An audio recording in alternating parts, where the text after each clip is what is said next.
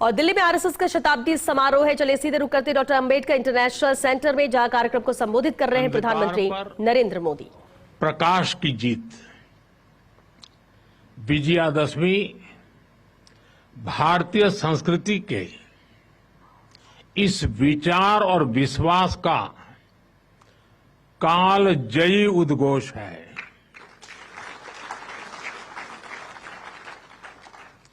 ऐसे महान पर्व पर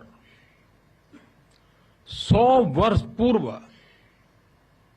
राष्ट्रीय स्वयंसेवक संघ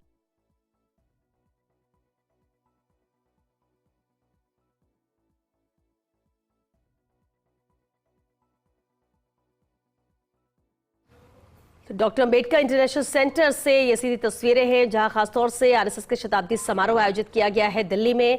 प्रधानमंत्री नरेंद्र मोदी समारोह में शामिल हुए हैं। संघ के सरकारवाद दत्तात्रेय होसबोले भी कार्यक्रम में मौजूद रहे। इसके अलावा केंद्रीय मंत्री गजेंद्र सिंह शेखावत, दिल्ली सीएम रेखा गुप्ता भी मौजूद है। में प्रकट होती है। इस युग में संघ उसी अनादि राष्ट्र चेतना का पुण्य अवतार है।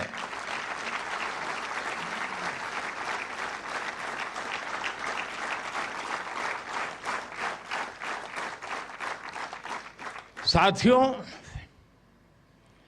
ये हमारी पीढ़ी के स्वयंसेवकों का सौभाग्य है कि हमें संघ के शताब्दी वर्ष जैसा महान अवसर देखने को मिल रहा है। मैं आज इस अवसर पर राष्ट्र सेवा के संकल्प को समर्पित कोटि कोटि स्वयंसेवकों को शुभकामनाएं देता हूं, अभिनंदन करता हूं। मैं संघ के संस्थापक हम सभी के आदर्श परम पूज्य डॉक्टर हेडगेवार जी के चरणों में श्रद्धांजलि अर्पित करता हूं। साथियों, संघ की 100 वर्ष की इस गौरवमयी यात्रा की स्मृति में आज भारत सरकार ने विशेष डाक टिकट और स्मृति सिक्के जारी किए हैं। 100 रुपये के सिक्के पर एक और राष्ट्रीय चिन्ह है और दूसरी ओर सिंह के साथ वरद मुद्रा में भारत माता की भव्य छवि और समर्पण भाव से उसे नमन करते स्वयंसेवक दिखाई देते हैं।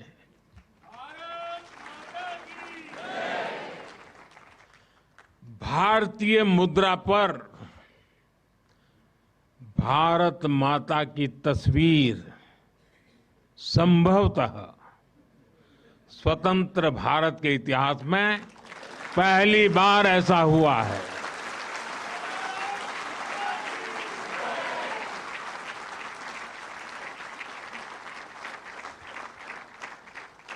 इस सिक्के के ऊपर संघ का बोध वाक्य भी अंकित है। राष्ट्राय स्वाहा इदम राष्ट्राय इदम न मम। साथियों, आज जो विशेष स्मृति डाक टिकट जारी हुआ है, उसकी भी अपनी एक महत्ता है। हम सभी जानते हैं 26 जनवरी को गणतंत्र दिवस की परेड की कितनी अहमियत होती है।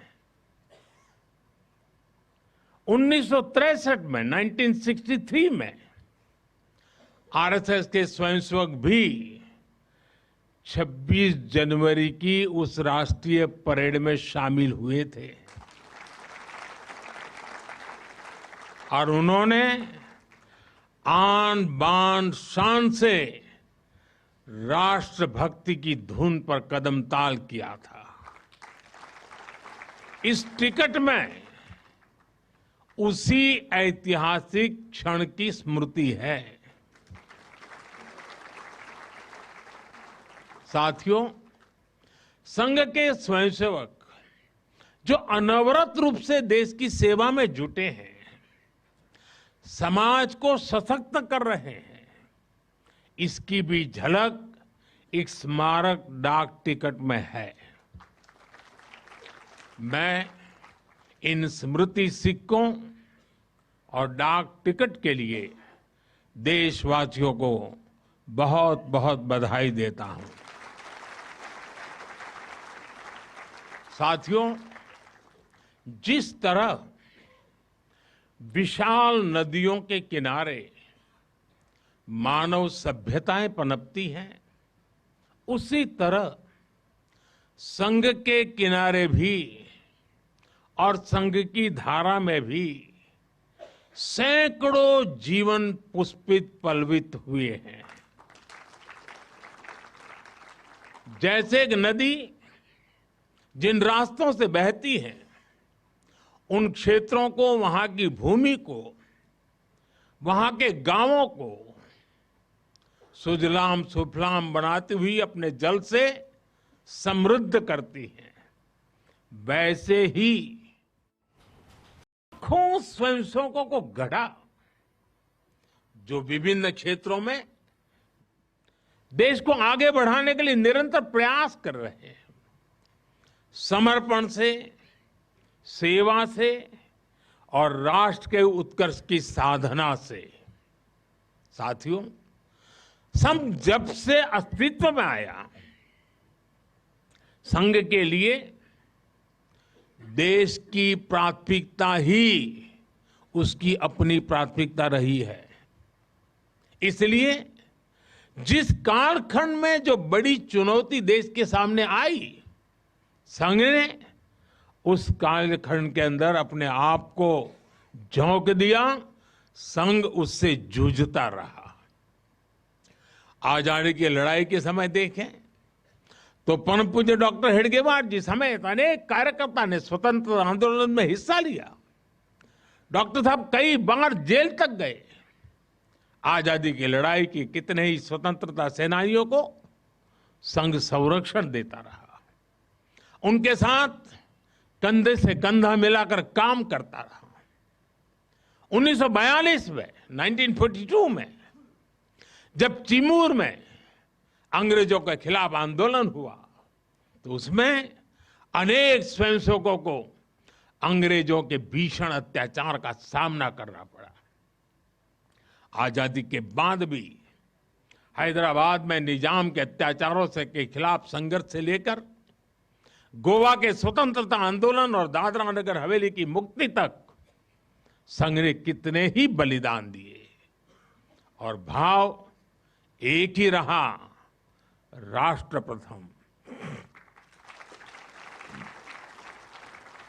लक्ष्य एक ही रहा, एक भारत श्रेष्ठ भारत। साथियों, राष्ट्र साधना की इस यात्रा में ऐसा नहीं है कि संघ पर हमले नहीं हुए, संघ के खिलाफ साजिशें नहीं हुई।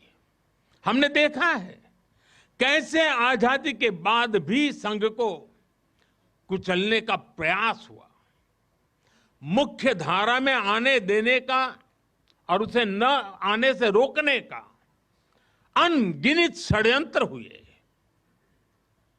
परम पूज्य गुरु जी को झूठे केस में फंसाया गया, उन्हें जेल तक भेज दिया गया, लेकिन जब पूज्य गुरु जी जेल से बाहर आए तो उन्होंने सहज रूप से कहा, और शायद इतिहास की तवारीख में ये भाव, ये शब्द एक बहुत बड़ी प्रेरणा है।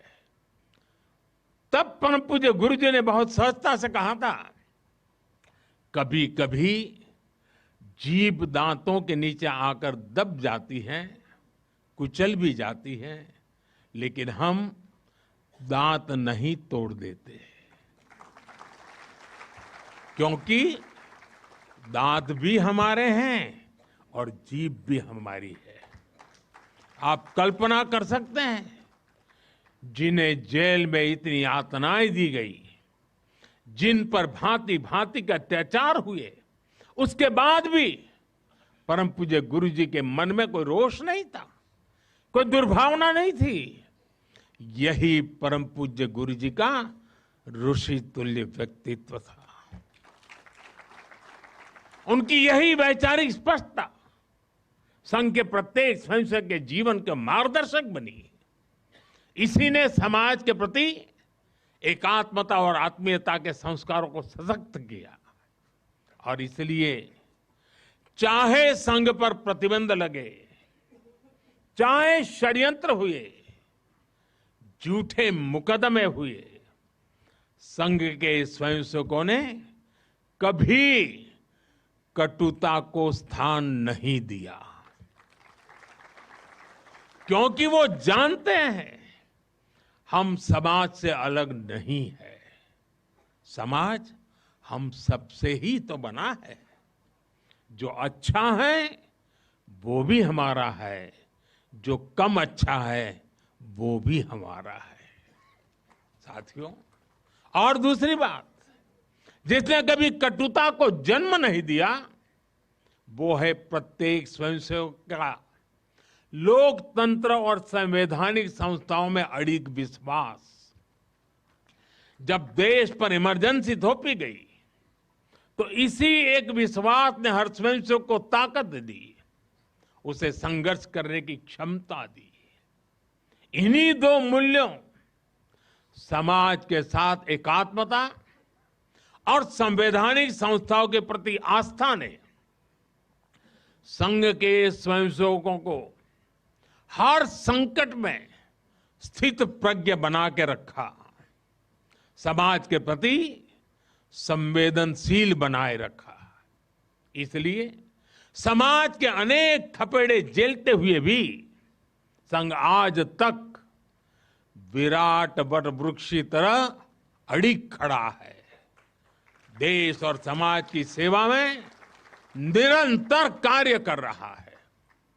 अभी यहां हमारे एक स्वयंसेवक ने इतनी सुंदर प्रस्तुति दी, शून्य से एक शतक बने, शून्य से एक शतक बने, अंक की मन भावना, भारती की जय विजय हो, ले हृदय में प्रेरणा, कर रहे हम साधना, मातृभू आराधना। और उस गीत का संदेश था, हमने देश को ही देव माना है और हमने देह को ही दीप बना करके जलने का सीखा है।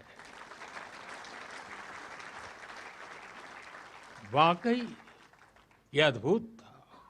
साथियों, प्रारंभ से संघ राष्ट्रभक्ति और सेवा का पर्याय रहा है। जब विभाजन की पीड़ा ने लाखों परिवारों को बेघर कर दिया, तब स्वयंसेवकों ने शरणार्थियों की सेवा की। संघ के स्वयंसेवक अपने सीमित संसाधनों के साथ सबसे आगे खड़े थे। यह केवल राहत नहीं था, यह राष्ट्र की आत्मा को संबल देने का कार्य था। साथियों, 1956 में 1956 में गुजरात के कच्छ के अंजार में बहुत बड़ा भूकंप आया था। तबाही इतनी बड़ी थी, चारों ओर विनाश का दृश्य था। उस समय भी संघ के स्वयंसेवक राहत और बचाव में जुटे थे। तब परम पूज्य गुरु जी ने गुजरात के वरिष्ठ संघ के प्रचारक वकील साहब को, जो समय गुजरात का कार्य संभालते थे, उन्हें एक पत्र लिखा था। उन्होंने लिखा था, किसी दूसरे के दुख को दूर करने के लिए निस्वार्थ भाव से खुद कष्ट उठाना एक श्रेष्ठ हृदय का परिचायक है। साथियों, खुद कष्ट उठाकर दूसरों के दुख हरना, ये हर स्वयंसेवक की पहचान है। याद करिए 1962 के युद्ध का वो समय, संघ के स्वयंसेवकों ने दिन रात खड़े रहकर सेना की मदद की, उनका हौसला बढ़ाया। सीमा पर बसे गांवों में मदद पहुंचाई। 1971 में लाखों शरणार्थी पूर्वी पाकिस्तान से भारत की धरती पर आए। उनके पास न घर था न साधन। उस कठिन घड़ी में स्वयंसेवकों ने उनके लिए अन्न जुटाया, आश्रय दिया, स्वास्थ्य सेवाएं पहुंचाई, उनके आंसुओं को पहुंचा, उनकी पीड़ा को साझा किया। साथियों, एक बार, और हम जानते हैं 1984 सिखों के खिलाफ जो कत्लेआम चलाया गया था, अनेक सिख परिवार संघ के स्वयंसेवकों के घरों में आकर के आश्रय ले रहे थे। यह स्वयंसेवकों का स्वभाव रहा है। साथियों, एक बार पूर्व राष्ट्रपति डॉक्टर एपीजे अब्दुल कलाम चित्रकूट गए थे। वहां उन्होंने नानाजी देशमुख जिस कार्य को कर रहे थे उस आश्रम स्थान को देखा था, वहां के सेवा कार्य देखे, वो हैरान रह गए थे। उसी प्रकार से पूर्व राष्ट्रपति प्रणब मुखर्जी भी जब नागपुर गए तो वो भी संघ के अनुशासन, संघ की सादगी, उसको देखकर बहुत प्रभावित हुए थे। साथियों, आज भी आप देखें, पंजाब की बाढ़, हिमाचल उत्तराखंड की आपदा, केरल के वायनाड की त्रासदी, हर जगह स्वयंसेवक सबसे पहले पहुंचने वालों में से एक रहते हैं।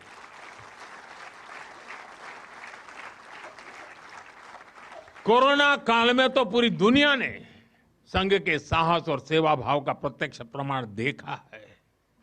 साथियों, अपनी 100 वर्ष की इस यात्रा में संघ का एक बड़ा काम ये रहा है, उसने समाज के अलग अलग वर्गों में आत्मबोध जगाया, स्वाभिमान जगाया। और इसके लिए संघ देश के उन क्षेत्रों में भी कार्य करता रहा है जो दुर्गम है, जहां पहुंचना सबसे कठिन है। हमारे देश में लगभग 10 करोड़ आदिवासी भाई बहन हैं, जिनके कल्याण के लिए संघ लगातार प्रयासरत है। लंबे समय तक सरकारों ने उन्हें प्राथमिकता नहीं दी, लेकिन संघ ने उनकी संस्कृति, उनके पर्व, उत्सव, उनकी भाषा और परंपराओं को सर्वोच्च प्राथमिकता दी। सेवा भारती, विद्या भारती, एकल विद्यालय, वनवासी कल्याण आश्रम आदिवासी समाज के सशक्तिकरण का स्तंभ बनकर के उभरे। आज हमारे आदिवासी भाई बहनों में जो आत्मविश्वास आया है, वो उनके जीवन में बदल रहा है। साथियों, संघ दशकों से आदिवासी परंपराओं, आदिवासी रीति रिवाजों, आदिवासी मूल्यों को सहज ने संवारने में अपना सहयोग देता रहा है, अपना कर्तव्य निभा रहा है। उसकी तपस्या ने भारत की सांस्कृतिक पहचान सुरक्षित रखने में बड़ी भूमिका निभाई है। मैं देश के दूर सुदूर कोने कोने में आदिवासियों का जीवन आसान बनाने में लगे संघ के लाखों स्वयंसेवकों की भी सराहना करूंगा। साथियों, समाज में सदियों से गर्क कर चुकी जो बीमारियां हैं, जो ऊंच नीच की भावना है, जो कुप्रथाएं हैं, छुआछूत जैसी गंदगी भरी पड़ी है, ये हिंदू समाज की बहुत बड़ी चुनौती रही है। एक ऐसी गंभीर चिंता है जिस पर संघ लगातार काम करता रहा है। एक बार महात्मा गांधी जी वर्धा में संघ के शिविर में गए थे। उन्होंने भी संघ में समता, ममता, समरसता, समभाव, मम भाव, ये जो कुछ भी देखा उसकी खुलकर तारीफ की थी। और आप देखिए, डॉक्टर साहब से लेकर आज तक संघ की हर महान विभूति ने, हर सरसंघ चालक ने भेदभाव और छुआछूत के खिलाफ लड़ाई लड़ी है। परम पूज्य गुरु जी ने निरंतर न हिंदू पतितो भवेत की भावना को आगे बढ़ाया। यानी हर हिंदू एक ही परिवार है, कोई भी हिंदू कभी पतित या नीचा नहीं हो सकता। पूज्य बाला साहब देवव्रत जी के शब्द भी हम सबको याद है। वो कहते थे, छुआछूत अगर पाप नहीं, छुआछूत अगर पाप नहीं तो दुनिया में कोई पाप नहीं है। सरसंघ चालक रहते हुए पूज्य रज्जू भैया जी और पूज्य सुदर्शन जी ने भी इसी भावना को आगे बढ़ाया। वर्तमान सरसंघचालक आदरणीय मोहन भागवत जी ने भी समरसता के लिए समाज के सामने स्पष्ट लक्ष्य रखा है और गांव-गांव तक इस बात की ज्योत जगाई है। क्या है वो? उन्होंने कहा, एक कुआं, एक मंदिर और एक श्मशान। इसे लेकर संघ देश के कोने कोने में गया है। कोई भेदभाव नहीं, कोई मतभेद नहीं, कोई मनभेद नहीं। यही समरसता का आधार है, यही सर्वसमावेशी समाज का संकल्प है और संघ इसी को निरंतर नई शक्ति दे रहा है, नई ऊर्जा दे रहा है। साथियों, जब 100 साल पहले संघ अस्तित्व में आया था तो उस समय की आवश्यकताएं, उस समय के संघर्ष कुछ और थे। तब हमें सैकड़ों वर्षों की राजनीतिक गुलामी से मुक्ति पानी थी, अपने सांस्कृतिक मूल्यों की रक्षा करनी थी। लेकिन आज 100 वर्ष बाद जब भारत विकसित होने की तरफ बढ़ रहा है, जब भारत दुनिया की तीसरी सबसे बड़ी इकोनॉमी बनने जा रहा है,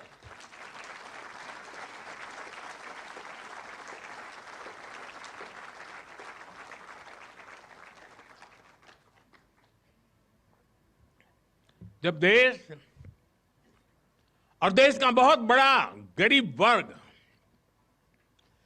गरीबी को परास्त करके, गरीबी को पराजित करके आगे आ रहा है, जब हमारे युवाओं के लिए नए नए सेक्टर्स में नए अवसर बन रहे हैं, जब ग्लोबल डिप्लोमेसी से क्लाइमेट पॉलिसीज तक भारत विश्व में अपनी आवाज बुलंद कर रहा है, तब आज के समय की चुनौतियां अलग है, संघर्ष भी अलग है।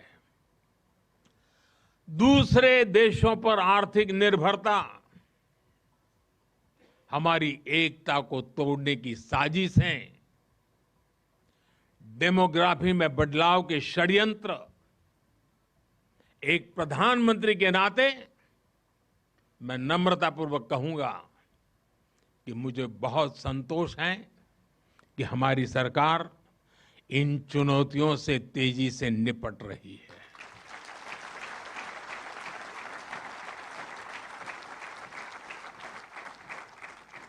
वहीं एक स्वयंसेवक के नाते मुझे ये भी खुशी है कि राष्ट्रीय स्वयंसेवक संघ ने न केवल इन चुनौतियों को पहचान की है, बल्कि इन चुनौतियों से निपटने के लिए ठोस रोड मैप भी बनाया है।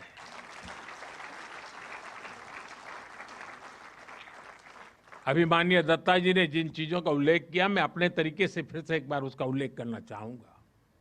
साथियों, संघ के पंच परिवर्तन, स्वबोध, सामाजिक समरसता, कुटुंब प्रबोधन, नागरिक शिष्टाचार और पर्यावरण, ये संकल्प हर स्वयंसेवक के लिए देश के समक्ष उपस्थित चुनौतियों को परास्त करने की बहुत बड़ी प्रेरणा है।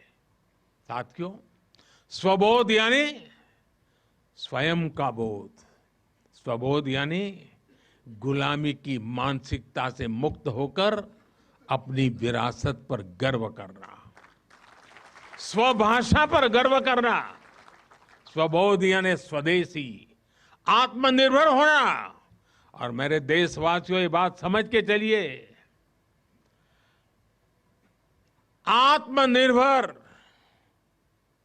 ये विकल्प के तौर पर नहीं है, ये अनिवार्यता के रूप में है।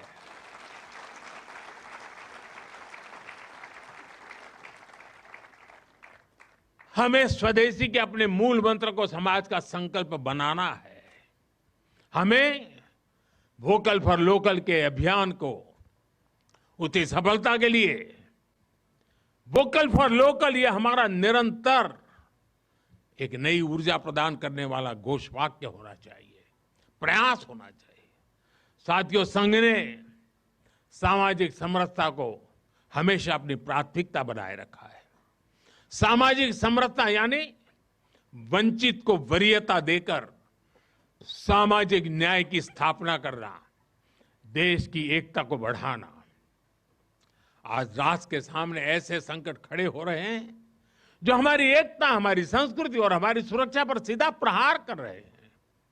अलगाववादी सोच, क्षेत्रवाद, कभी जाति, कभी भाषा को लेकर विवाद, कभी बाहरी शक्तियों द्वारा भड़काई गई विभाजनकारी प्रवृत्तियां, ये सब अनगिनत चुनौतियां हमारे सामने खड़ी है। भारत की आत्मा हमेशा विविधता में एकता ही रही है। अगर इस सूत्र को तोड़ा गया तो भारत की शक्ति भी कमजोर होगी और इसलिए हमें इस सूत्र को निरंतर जीना है, उसे मजबूती देनी है। साथियों, सामाजिक समरसता को आज डेमोग्राफी में बदलाव के षड्यंत्र से, घुसपैठियों से भी बड़ी चुनौती मिल रही है।